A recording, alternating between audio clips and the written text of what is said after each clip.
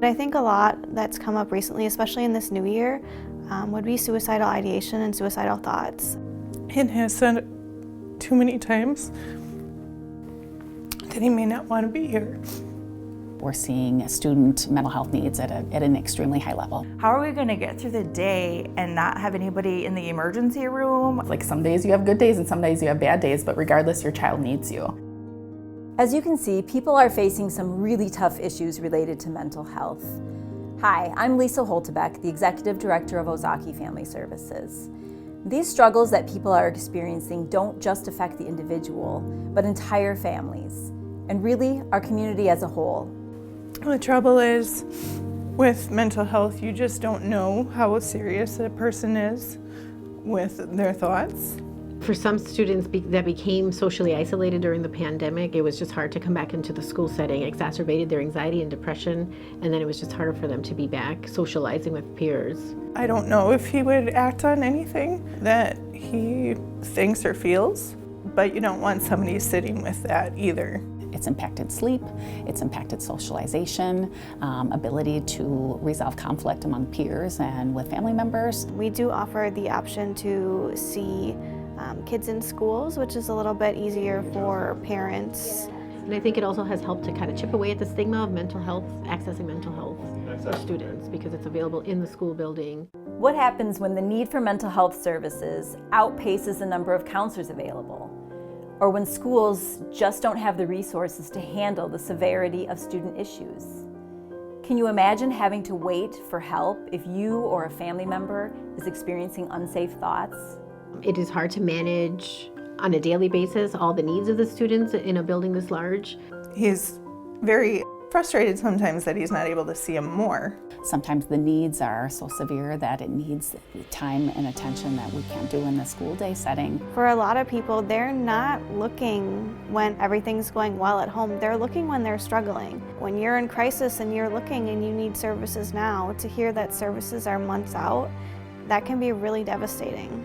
This is yet another reason why the support for social and emotional needs for kids is just so critical at this time. Because parenting happens mainly in the home, it makes sense to work with parents where they're most comfortable. Many times we're absorbed right into the family, joining them in games and activities while we teach and coach positive coping skills. I got frustrated. We learned about Ozaki Family Services when we were first having challenges with behaviors with our daughter in school. We have ADHD, trauma from in utero exposure of alcohol and drugs, neglect, inability to even be in school on a regular basis. Sometimes the medication actually makes things worse. Mental health doesn't really go away. Like, we're not here to cure it or make it go away, but to help walk alongside them and teach them how to manage those ups and downs. We're gonna work it out. Going to the Family Steps program actually was really a nice way to look at how kids need more of a step-by-step. Parenting is really tricky, so a lot of our parents talk to us about how difficult things are. It just takes a lot of that stress off. I want to make sure that they're getting what they need developmentally, and I don't have that background, and so being taught that and having someone come and help with that just takes a huge burden off of me. All of our programs at Ozaki Family Services help address mental health. That includes our Senior Services program. Many seniors report feeling isolated and lonely, and they just appreciate having someone to talk to. So I've done anything from groceries to helping him clean a little bit, fixing some things, putting some paintings on the wall that he finds in boxes and decides he wants them on the wall. She has got to be the fastest shopper. I mean, I don't know if she calls ahead or what and tells them, get the hell out of the way. I like to give, and I like people. She's a good kid. So I was raised to give back, and I was raised to take care of the elderly, because my grandparents are very important to me. Lisa, I don't want to tell you, she's a doll.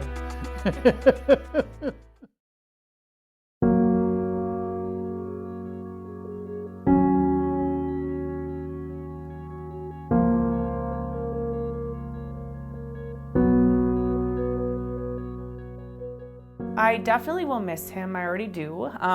It's been weird not having to call him and to schedule things or ask if he's okay. Going through so many weeks and months with Mal, it just teaches you that there's that bigger thing in life, that it's not about you, it's not always about your family, it's about what someone else might need. We even host workshops, like this one on mindfulness, as well as other classes covering topics such as suicide prevention and understanding anxiety. The staff and volunteers at Ozaki Family Services are extremely dedicated and do important work. We're constantly striving to improve our services and extend our reach, because the demand for help is only increasing.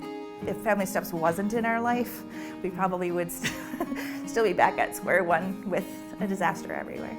If we didn't have OFS, my life would be a complete chaos. And possibly not have my son either, depending on how bad he felt about himself. And that's why I tried so hard to get help. And without OFS, we could be in a very different place. So with our partnership with OFS, we all truly win. We think we can do more, offer more help to more people, but it's going to take more support. You can help us make a difference in our community. Thank you.